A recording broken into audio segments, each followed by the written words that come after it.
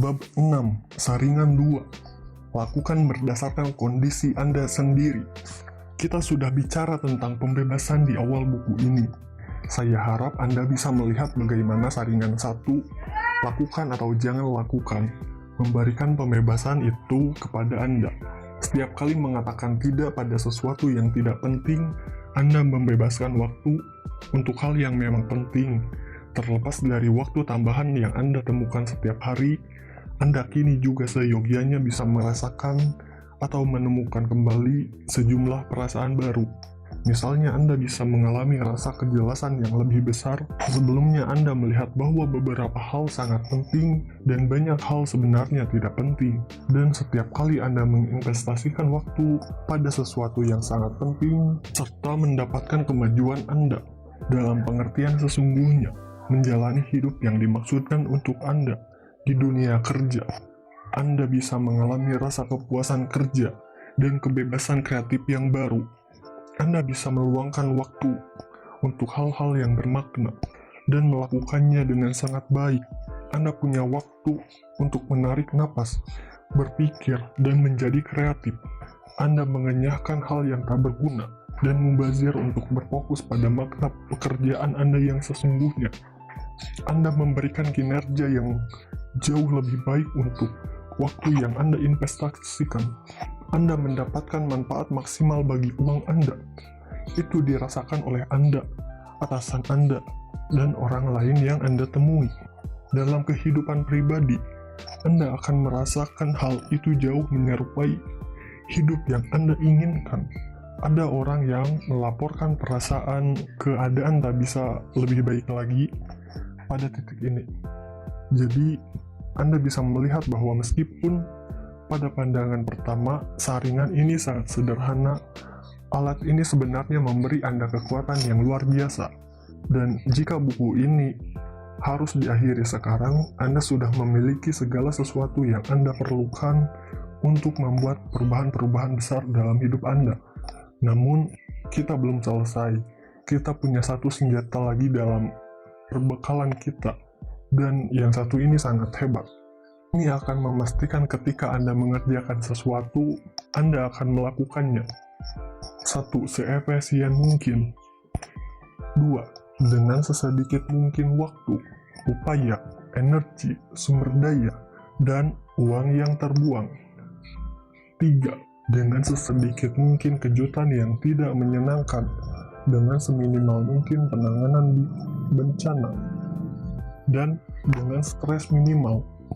Kita menyebutnya melakukan pekerjaan berdasarkan kondisi Anda sendiri. Tunggu sampai ikan bandeng menggigit. Banyak pemancing mengira dengan menggerakkan umpan bersikap aktif, mereka meningkatkan peluang menangkap sesuatu. Namun, jika Anda ingin menangkap ikan bandeng, cara terbaik adalah dengan benar-benar terpaku.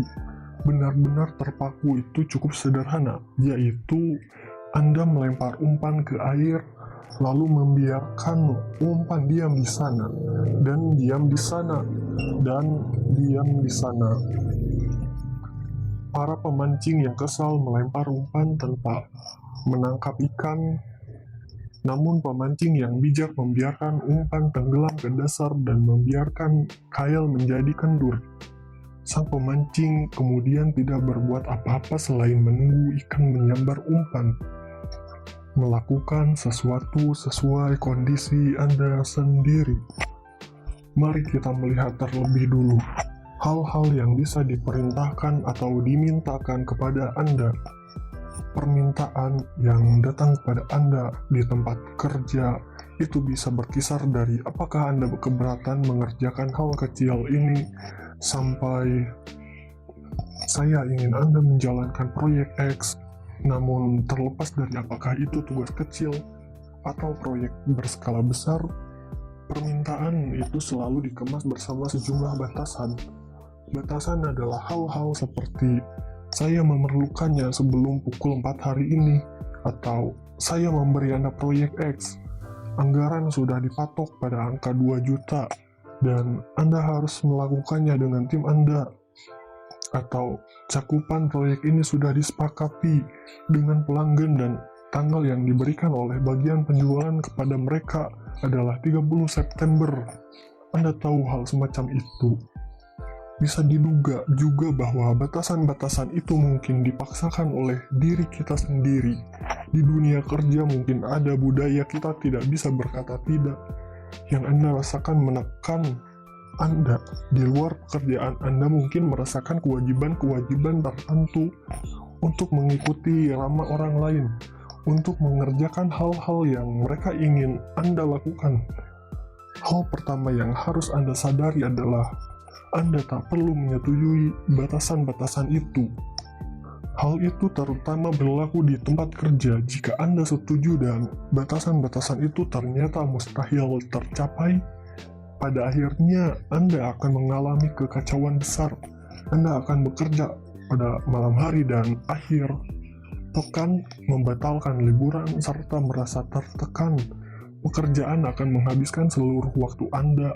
Bukan hanya itu, Anda mungkin melakukan semua hal itu dan masih mendapati bahwa batasan-batasan yang ada mustahil dicapai. Pengerahan besar uang, sumber daya, waktu, dan energi, semua itu untuk hal yang sia-sia. Pendek kata, itu akan menjadi kebalikan ekstrim dari apa yang kita coba capai dengan buku ini. Jadi, berikut satu nasihat. Berhentilah memperlakukan batasan-batasan itu seolah-olah hal tersebut datang dari Tuhan. Itulah persisnya yang kita lakukan, terutama di dunia kerja. Kita diberitahu sesuatu seperti, saya ingin ini selesai sebelum jam 4 hari ini, atau ini harus selesai sebelum akhir kuartal. Dan kita memperlakukan permintaan-permintaan itu seolah-olah semua itu memiliki makna yang nyaris religius. Jadi berhenti menggenggam permintaan-permintaan itu seperti itu. Sebaliknya, bayangkan permintaan-permintaan itu seperti sepucuk surat untuk Sinterklas. Bayangkan permintaan-permintaan itu seperti sepucuk surat untuk Sinterklas. Penjelasannya, kita menulis surat untuk Sinterklas yang biasanya berbunyi, santai yang baik, inilah barang yang sangat saya inginkan untuk Natal. Namun beberapa kali kita sibuk bergegas pada pagi Natal untuk mendapati kita menerima beberapa barang, tapi tidak mendapatkan barang-barang lain. Sebab dunia kerja juga tak berbeda. Ya, atasan kita atau orang lain mungkin menginginkan hal-hal tertentu. Ya, mungkin ada alasan-alasan bisnis yang sangat baik mengenai mengapa mereka menginginkan hal-hal itu. Namun, jika hal-hal yang mereka minta itu tak bisa didapatkan, kita perlu memberitahukannya kepada mereka untuk kemudian memberitahu mereka lagi apa yang bisa dicapai. Dan semua hal itu berlaku juga dalam kehidupan pribadi kita. Ya, mungkin ada hal-hal yang ingin kita capai, pindah ke rumah berbeda, membeli mobil baru, berlibur ke tempat impian kita, memulai usaha sendiri, maka kita akan mematok batasan-batasan kita sendiri pada hal-hal itu. Namun, lagi-lagi, kita perlu tahu apakah batasan-batasan itu bisa dicapai. Mungkin sebagai contoh, Anda selalu ingin memulai usaha, tapi merasa tidak bisa melakukannya tanpa sejumlah modal awal tertentu. Akan tetapi, terutama sekarang ini, hambatan untuk memulai bisnis sebenarnya rendah. Banyak bisnis, terutama bisnis daring, bisa dimulai dengan jumlah uang sedikit. Saya memulai bisnis dengan utang sebesar $50.000. Meskipun saya tidak merekomendasikannya, hal itu menunjukkan bahwa batasan-batasan yang kita paksakan sendiri disebut juga keyakinan-keyakinan yang membatasi kerap bisa dibuat menghilang. Cara kita melakukan berbagai hal sesuai kondisi kita adalah dengan menyusun rencana, menyepakati rencana itu dengan pihak manapun yang kita perlu membuat kesepakatan dengannya, lalu mengeksekusi rencana itu. Mungkin pada satu titik dalam kehidupan Anda pernah mendengar seseorang berkata, kita tidak punya waktu untuk merencanakannya. Lakukan saja. Itu selalu keliru untuk diucapkan. Jika tidak menyusun rencana, Anda akan membuang lebih banyak waktu. sumber daya, tenaga, dan uang untuk menyelesaikan proyek, dan jumlahnya bisa sangat besar. Saringan kedua pada hakikatnya mengatakan sedikit perencanaan selalu menghindarkan banyak kegiatan penanggulangan masalah. Dan kalau di kepala Anda muncul prasa-prasa seperti menghabiskan semua waktu kita untuk merencanakan, kita tidak bisa menyusun rencana untuk setiap kejadian kecil. Jika kita menghabiskan semua waktu kita untuk menyusun rencana, tak akan ada waktu yang tersisa untuk proyek kita. Kemandekan karena terlalu banyak menganalisis, jangan khawatir. Kita tidak bicara tentang tingkat perencanaan yang berlebihan.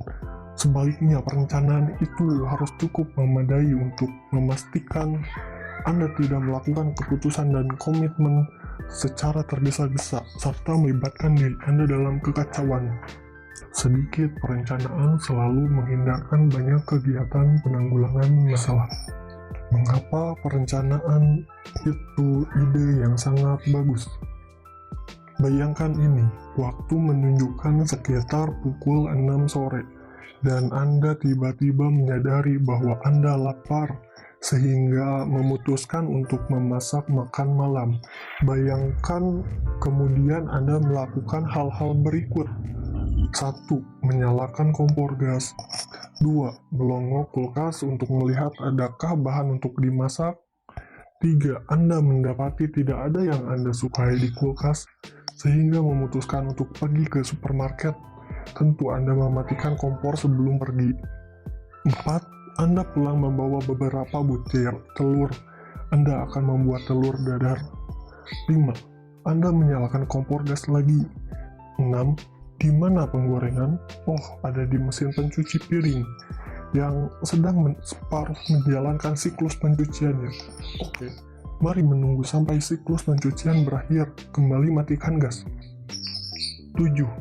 Akhirnya, siklus pencucian piring selesai dan Anda mulai membuat telur dadar. Namun, Anda kemudian membatin. Pasti enak jika ada kentang goreng untuk telur dadar ini. Namun, sial, Anda sebenarnya memasak kentang terlebih dahulu karena prosesnya lebih lama dibanding membuat telur dadar. 8. Anda menyelesaikan telur dadar dan menaruhnya di oven untuk membuatnya tetap hangat. Anda memulai memasak kentang. Anda menyertakan sekaleng kacang polong untuk kentang itu. Untungnya Anda memiliki kedua bahan itu. Namun di tengah proses menggoreng kentang, Anda berubah pikiran. Bukankah asparagus lebih enak ketimbang kacang polong? Kembali lagi ke toko, dan seterusnya. Tentu saja, tak ada orang kecuali mungkin Mr. Bean yang akan melakukannya. Sebaliknya, kita melakukan pengorganisasian terlebih dulu. Kita memastikan memiliki semua bahan dan peralatan yang diperlukan untuk memasaknya. Kita juga memastikan sudah memiliki resepnya, baik di kepala kita maupun di buku. Resep itu memberitahu kita apa yang harus terjadi dalam urutan yang bagaimana. Dengan adanya pengorganisasian itu, proses memasak kita akan berjalan secara relatif mulus. Makan malam kita akan siap dengan cepat dan tak akan banyak hal yang berjalan secara keliru. Dalam skenario pertama, Anda mungkin beruntung jika bisa menyantap makan malam apapun pada malam itu, dan pendekatan itu jelas merugikan Anda dari segi waktu, usaha, tenaga, uang, dan stres keseluruhan secara umum. Saya tidak tahu bagaimana pengalaman Anda, tapi pengalaman saya menunjukkan banyak sekali proyek pekerjaan dan rumah yang dikerjakan persis seperti skenario memasak telur dadar tadi, bukannya menyusun rencana. Orang sekadar menggarap sesuatu proyek dan hasilnya kerap berantakan. Jadi, itulah sebabnya kita harus merencanakan. Bagaimana kita merencanakan? Entah di tempat kerja atau kehidupan secara umum. Semua itu dimulai dengan permintaan untuk menggarap satu proyek atau lainnya. Permintaan itu mungkin datang dari orang lain atau mungkin diawali oleh kita sendiri. Terkait orang lain, hal itu kerap berupa hal-hal seperti Bisakah Anda melakukan hal itu untuk saya? Atau saya memberi Anda proyek X dan omong-omong, ini batasannya. Batasan-batasan umum yaitu: 1. Waktu atau tanggal proyek harus dilakukan. 2. Anggaran. 3. Pembatasan pada sumber daya atau tenaga kerja. 4. Skala dari hal yang harus diputuskan. 5. Atau kombinasi dari hal-hal itu. Jika permintaan itu diusulkan oleh kita sendiri, kitalah yang membuat batasan-batasan yang ada. Misalnya, kita mungkin memutuskan ingin mendekorasi ulang supaya selesai tepat sebelum Natal, atau membuat patio, atau kebun sebelum musim panas tiba. Dan kita sudah menyebutkan bagaimana sejumlah batasan bisa berperan sebagai keyakinan yang membatasi. Keyakinan yang membatasi benar-benar kabar buruk, karena bisa menghambat kemampuan kita untuk menjalani kehidupan yang ingin kita jalani. Meskipun mengatasi keyakinan-keyakinan semacam itu berada di luar cakupan buku ini, Anda tidak mesti minta bantuan terapis untuk mengatasinya. Perencanaan bisa memberikan cara yang sederhana, sekaligus sangat efektif untuk melakukannya. Ketika permintaan datang, bukannya langsung terjun ke dalamnya. Kita butuh memberi diri kita sedikit waktu tambahan untuk melakukan perencanaan. Bayangkan satu proyek itu seperti perjalanan mencapai satu tujuan. Tujuan itu adalah saran dari proyek. Rencana adalah peta seputar bagaimana kita berniat menempuh perjalanan. Jadi kita perlu membayangkan sasaran dalam kurung tujuan dan rencana dalam kurung peta. Sasaran atau tujuan. Apa persisnya yang Anda coba lakukan dan bagaimana Anda tahu ketika Anda selesai melakukannya? Siapa yang terpengaruh oleh proyek ini dan mereka berharap mendapat apa dari proyek ini? Rencana atau peta. Apa tahap-tahap utama dari proyek ini? Apa pekerjaan-pekerjaan terperinci dari masing-masing tahap besar? Untuk setiap pekerjaan ini, berapa biayanya, siapa yang akan melakukannya, seberapa banyak pekerjaan yang dibutuhkan, berapa lama pekerjaan ini akan berlangsung. Sekarang Anda akan mampu melihat dengan lebih jelas apakah batasan-batasan, entah dipaksakan oleh orang lain atau diri sendiri, itu bisa dibatasi atau tidak. Jika bisa, bagus. Sepakati dan laksanakan, yaitu eksekusi rencana Anda. Bila batasan-batasan itu tak bisa dibatasi, jelaskan atau sadari apa yang bisa diatasi dan lakukanlah. Berdasarkan pengalaman saya, alasan nomor 1 suatu proyek gagal adalah karena proyek itu tak pernah mungkin. Sedari awal ada seseorang yang datang dengan sejumlah hambatan atau batasan dan semua orang sekadar berkata tentu atau oke. Hasilnya bisa bencana berupa janji yang diingkari dan anggota tim yang patah semangat. Perjalanan jadi menyimpang sangat jauh dan kadang bahkan setelah semua itu tak pernah sampai ke tujuan, atau perjalanan sampai ke tujuan yang sebenarnya tak pernah menjadi tujuan siapapun. Dengan menyusun rencana, Anda bisa melihat dengan cepat apakah batasan-batasan itu memiliki dasar dalam kenyataan atau tidak. Akibatnya, pada akhirnya Anda berkomitmen pada sesuatu yang bisa dikerjakan, permainan yang Anda berkesempatan untuk menangi, kontras dengan permainan yang Anda tak berkesempatan untuk menangi. Bukan hanya itu, Anda mencapai tujuan dengan jalan yang paling cepat, paling efisien, dan paling aman. Satu poin terakhir, ini bukanlah segala sesuatu yang perlu Anda ketahui tentang merencanakan proyek. Ada lebih dari itu, meskipun tidak banyak, hal itu harus dikatakan. Jika menginginkan versi lengkapnya, lihatlah What You Need to Know About Project Management. Berbuat lebih sedikit. Merencanakan proyek. Ambil permintaan kecil yang datang kepada Anda hari ini dan rencanakan sebagaimana digambarkan sebelumnya. Pertama, cari tahu tujuan atau sasaran. Bagaimana Anda tahu kapan proyek itu berakhir? Siapa orang-orang yang dipengaruhi oleh proyek itu? Apa yang mereka harapkan dari proyek itu? apa hasil yang bagus menurut mereka. Kemudian tuliskan langkah-langkah dalam rencana atau perjalanan. Jangan potong kompas, lakukan rencana secara tuntas, dan tuliskan semuanya. Catat bahwa itu bukan pekerjaan yang sulit, hanya perlu hitungan menit untuk menggarap rencana bagi satu permintaan kecil. Kemudian, tanya diri Anda apakah Anda mendapati sesuatu yang berguna dalam melakukannya. Sesuatu yang tak akan Anda temukan jika Anda langsung saja mengerjakan hal itu. Jika Anda meyakini, merasa buruk, atau mencemaskan sesuatu dalam waktu lama akan mengubah kejadian di masa lalu atau masa depan, itu berarti Anda tinggal di planet lain yang memiliki sistem realitas berbeda. Wayne Dyer, Your Aaron Jones.